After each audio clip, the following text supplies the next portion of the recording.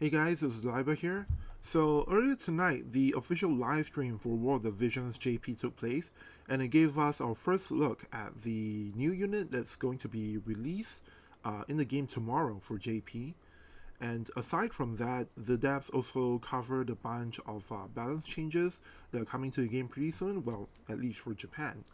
And they also shared a bunch of other small pieces of information here and there that I'm going to try and speed run through in this video here. But before I get too ahead of myself, let's take a look at what that new unit is. And I have the video trailer for the unit loaded up right here. 森を守ることは思いをつなぐことだ。森の息吹が流れてくる。私が守ってみせる。森の民を侮るな。制裁する。吹き飛びなさい。これで決めてやるわ。手加減はできない。すべてを出す。落ちなさい。どうかしら。ファイナルファンタジーブレイブエクスビアス幻影戦争フェデリカあの子は元気だろうか。はいということで。So the new unit, let me just change slides here. The new unit is called Yual. God knows how they're going to spell it in English. But she is an Earth Element unit, cost-90. And her main job is a brand new job, something that translates along the lines of Fist Master. Something like that. Fist fighting master. Basically, it's supposed to be like a level above Pugilist, I think. And her sub jobs are Pugilist and Knight. From Pugilist, is it Pugilist or Pugilist? Anyway, from Pugilist, she's getting Demon Purger, which is the attack that gains more attack power the more number of times she's been hit. And from Knight, she's getting Trinity Break. So let's take a look at her limit burst. It's a 1, 2, 3, 4. It's a 4 range attack move, single target that will dispel all of the buffs on the enemy target before doing damage L. And it will also give her for 3 turns AP recovery small. So this is, I believe, the same effect as one of the TMRs, I forgot which one. But hey, AP recovery on a limit burst, that's pretty nifty. So along with her limit burst, on the stream they told us the new unit Yual is a frontline physical attacker type. And although it's not showcased here on the slide, they do say that she's a unit that has courage, so she'll be able to tank quite a bit of hits. And she also, the other thing that's peculiar about her, that's unique about her, is that she has an ability that will lower her SPR. And the lower her SPR goes, the higher her attack power goes up. So I'm not sure if there's an ability like that in the game yet. Maybe she's the first one, but that's pretty interesting. For her attack skills on the lower left here, this is an AoE move that does, well, first it gives her a buff for 3 turns to give her defense penetration up, and then after that it will do damage M to all the targets caught in the AoE. And the thing to note about this attack ability is that if any of the targets, or rather if the target has some kind of defense up effect, or if it has a AP recovery effect on the unit itself, this move will actually do increased damage. Apart from that, this attack move will also not hit any units that have the float status. So moving on, let me talk about her other attack ability that was showcased as well. So I'm skipping this for a bit, but basically the other ability that we know she has is a 1, 2, 3, 4 range 4 single target attack that will move her right next to the enemy target, and then it will lower the reaction activation rate greatly of the target before doing a 3-hit damage M attack move. So that's pretty good. I mean, hey, 3-hit attack move, that's always pretty good in the game. But, you know, you can see this almost as like a movement ability as well. Given that she has courage, maybe you want to use her to close in on the back line. But I think the one move that was showcased about her that really got everyone in the chat talking is her AoE buff. And what this does is, in a cross-shaped AoE, it will give everyone, meaning herself and all her allies in the buff area, it will give them Courage Negate as a effect. And this Courage Negate effect will apply before the attack damage is applied. So meaning, if you use this to buff, like, you know, your allies that how do you say it? So like you give them like the courage negating ability, and what happens is when they attack some unit with courage, it will remove the courage first, then apply the attack. And then on top of that, she also gains for herself 3-turn accuracy up. So just to clarify, the negating courage thing is also for 3 turns as well. It's a 3-turn effect. So just to showcase how good this buff is, I think in a couple of weeks time we're getting the free MR unit Renelle, and she actually has something like that. She has one of her buffs, it's an AoE evasion buff actually, but it does give her the ability to dispel courage, negate courage. But the thing is, this her courage negation only works for her. You don't give this effect to Renelle's allies. And the other thing is, the courage negation happens after the damage has been applied. So that's a big difference there, especially when we talk about, you know, tanks like Snow and Engelbert that, you know, have courage as well as a lot of defense. So moving on, the one other thing that's noteworthy about the new unit is that they are going to release a new weapon for her as well. And although a lot of units will be able to equip this weapon, it will have a special effect that is exclusive to UL only. So the base passive ability for the new weapon tomorrow is it will give, I believe, strike attack ability up. But when it's equipped on UL, it will also have increased accuracy as a passive, and one more special effect, which is when UL's HP drops to a certain percentage, it will actually give you CT up. And this is somewhat similar to the CT up effect that Queen Mastery has on her. So it'll be interesting to see, you know, how much of you know, how strong this effect is when, you know, she's finding out tomorrow. Like maybe, I guess the idea is, you know, as an attacker, when her courage is popped, this effect will come in, and then maybe it might be enough to make her the next unit to take her turn, and then from there you can sort of close things out and win the game. So other than the new unit, the other major piece of information that the devs talked about on the stream is the balance updates. I previously thought that maybe when they say balance updates, they actually mean something like you know, changing the amount of energy required for certain things, or, you know, increasing the drop rate and stuff. But no, actually this time is an actual real game balance update. What they're going to do is, starting from this month, they're going to buff a bunch of existing jobs, and they're going to do this on a monthly basis. So they plan to add buffs for 8 jobs every single month. This month is a little bit special, so I guess for July alone, only 4 jobs will get these buffs. But moving forward, starting from next month, we will see it roll out like Master Ability 2 basically.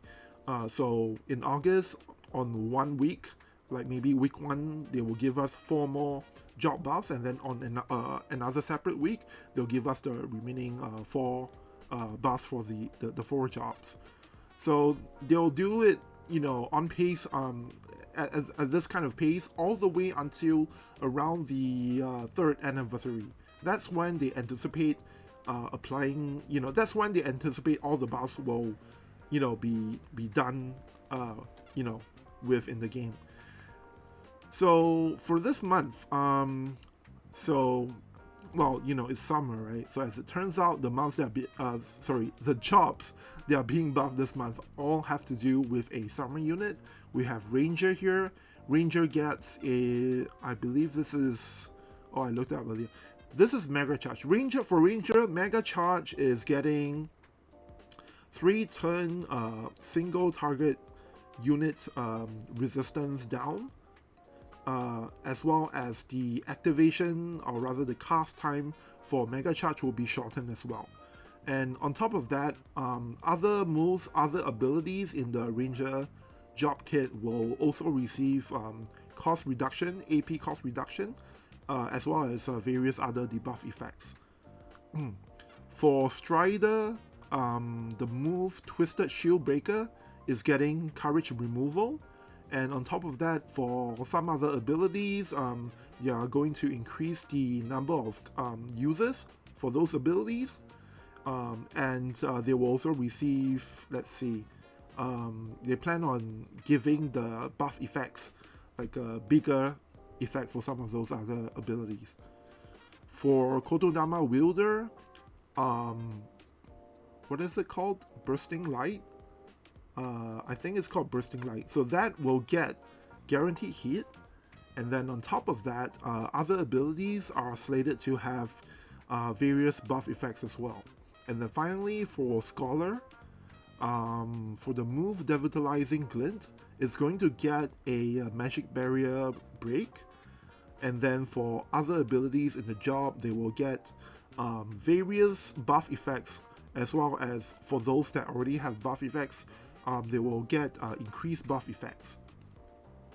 So one other thing that they mentioned on this slide that they don't really have a visual for is that, so this is kind of like the direction that, you know, they're going with to try and make older units viable, right? So the other thing that they talked about on stream is that for new vision cards moving forward, they're thinking of trying to implement things like give it special effects restricted to, for example, the weapon that you can equip on the unit. So the example they gave is, you know, starting for the next vision card that will be released, I think we will probably see something similar to this, but basically they're thinking of giving, so far a lot of vision cards, their abilities are restricted to elements, and moving forward they will, of course, they will keep doing things like, you know, sometimes giving sometimes giving effects to multiple elements on the same card. But one thing that they are going to try is to give effects that are limited to only, you know, certain units that can equip a certain type of weapon, like, you know, fist weapons or sword weapons and stuff like that. The details have not yet finalized yet, because, you know, one thing they're thinking about is, well, if they want to do this for a tank unit, how are they going to, you know, restrict the weapon? Because, you know, almost every tank in the game uses swords, right? So they're still kind of working out on the kinks, but basically they have some kind of plan to sort of make vision cards a little bit more usable than, you know, simply sticking with whatever element the vision card is mainly for. So that's it with the balance changes. Moving on, they also tease a little bit about some of the main story stuff that's coming out for JP soon. So as of last week, we actually got the end of part 2 main story. And so moving forward for part 3, the first chapter of that will start in October of this year. So probably in Global, that means that Global will probably get the end of part 2 in November. And then for part 3, it will probably start sometime around February next year.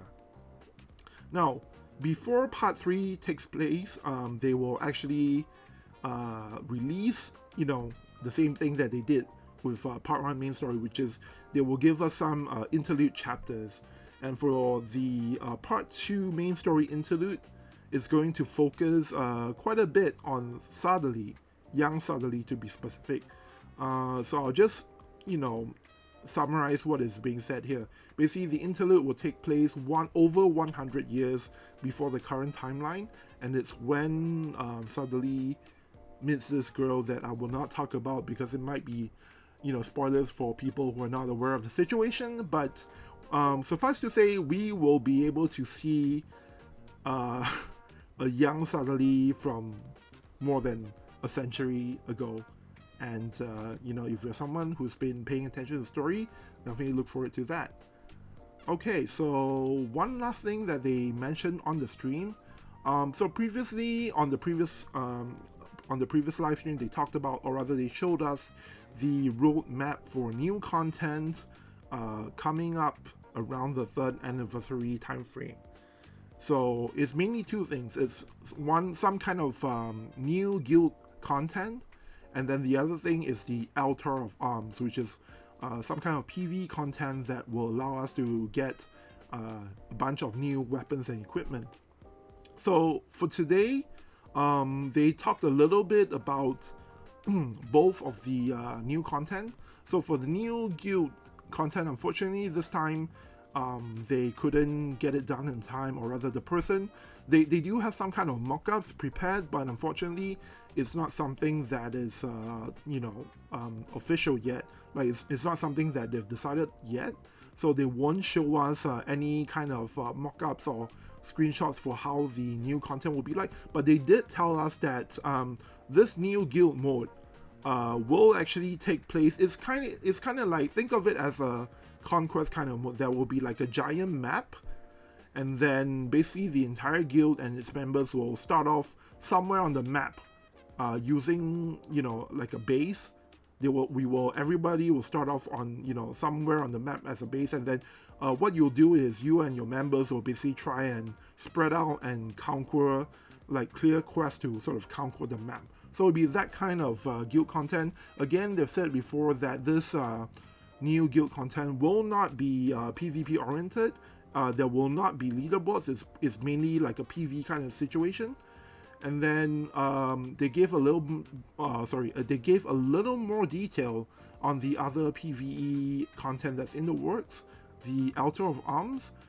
Today they shared 8 of the weapons that you will be able to acquire from this mode, which is slated to be released sometime around the 3rd anniversary.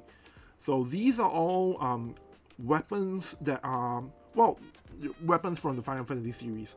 And I actually didn't write down what are the, so this is Assassin Dagger, this is, I think, Blood Sword, Save the Queen, Maze of Zeus, Rune Axe, I think this is something like Dragon's Feathers or something like that. This is Murasame, and this is, what's his name? Genji's Glove. Right, so these are the, if you are, you know, familiar with Final Fantasy, these are the weapons you can expect to inherit from this mode. And yeah, look forward to that around the 3rd anniversary. So with that, I think that brings us to just about the end of, you know, the live stream. That's pretty much most of the important information that was shared. I'll be, again, you know, after this video is live, I'll put up a thread on Reddit that will, you know, if there's any information I missed out from the stream, I'll put it over there. But yep, thanks everyone for taking a look at this brief recap that took, I think, over 17-18 minutes to make. So in closing, I just want to, you know, encourage people to well, you know, at the end of their stream, what they did was, you know, they got people to like the video, to subscribe and ring the notification bell. And so yeah, I'm thinking of doing some kind of World of Visions content, and I would implore you to do the same. If you have any thoughts on, you know, what kind of World of Visions content you'd like to see, definitely let me know through the comments below. And with that, I am going to stop recording this video and put up that Reddit thread. So catch you around, I guess. Bye.